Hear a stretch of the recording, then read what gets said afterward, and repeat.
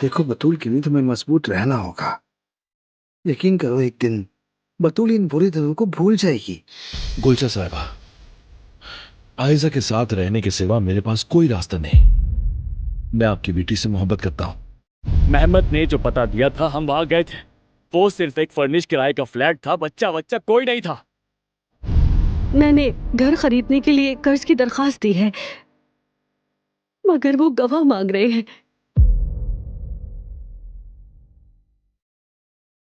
क्या तुम मेरी गवाह बनोगी जुमाना? आयशा और उमर निकाह की तारीख लेने जा रहे हैं मेहमत, बल्कि निकल चुके हैं। नहीं, आयजा उस आदमी से शादी नहीं कर सकती, बस कह दिया मैं। हो सकता है कि इन सारे मामलों के बगैर हमारा मसला हल हो। नहीं हो सकता है पर नहीं चल सकती ओजान। यहाँ बात मेरी बहन की है। आप प्लीज अंदर आ जाए, हम बात करते हैं। आप बहुत गलत कर रही हैं। उसी बात है, हट जाओ पीछे। उफ।